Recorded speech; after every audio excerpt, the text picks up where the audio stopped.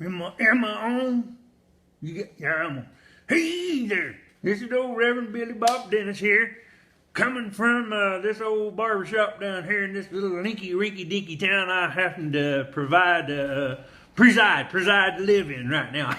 Anyway, don't y'all ever just kind of get tickled some of the stuff you read on Facebook? I'm telling you what, some of the bleeding heart folks that's getting on there, you know, and some folks ask me, are you really a real reverend? Yeah, I am. I'm an ordained minister.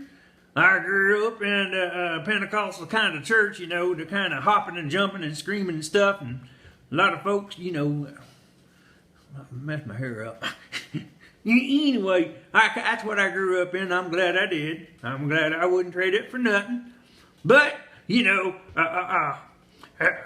you ever notice, though, when they get on that Facebook, they always like dispensing advice on things that they have nothing invested in?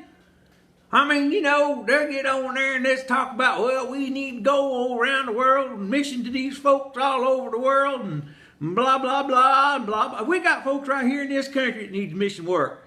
If they want to take their life in their own hands instead of going down there to Guatemala and Honduras and, you know, over in Africa and all that crap, go up to Harlem. Yeah, take your old life in your own hands and go up there to Harlem and start ministering to some of them folks up there and see how you like it. You know? Then they say, well, we don't know how we want to do about loving these Muslims. Look, hey, you guys, don't you remember them the same folks that wanted to kill Jesus? Huh? Yeah. And you want to just go over there and love them? Them the folks that want to kill us. Well, if you want to go over and hook their neck and love them, you just hop on you a camel and ride right over there and get you one. Yeehaw! Because as far as this old boy is concerned, they come on my country, and I love the Lord as much as anybody. But they start threatening my family, I'm going to be the first one with the gun out, and I'm going to shove it right down his throat. Yes, sir. I'm going to make me a side of bacon out of him before I'm through. So y'all feel sorry and talk about this loving and loving that and loving this. Yeah. Well, you can love them if you want to.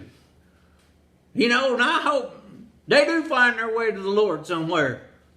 But if they mess with me, they're going to find a way to somewhere. And they ain't going to be able to go up there and see, you know, the old man upstairs, because they're going to be down there riding their camel down there where it's kind of hot, you know, and be tiptoeing across them hot ashes. I ain't got no time for them kind of fools. But Facebook, you guys, quit putting advice on there and dispensing all your gobbledygook, feeling sorry for these people and that people, and you don't even have nothing invested in it. You know, I get tired of it. You're not supposed to go out here and do this thing, and you're not supposed to do that thing. Why do you care? You ain't got nothing to answer for my life, so I really don't care what you say. I kind of used to laugh in church every time I'd hear a preacher get up and start preaching on tithing.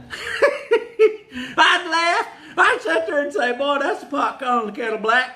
He wants us all to put our money in there so he ain't got to go to work. You know what I'm saying? He's taking his living off what we put in there.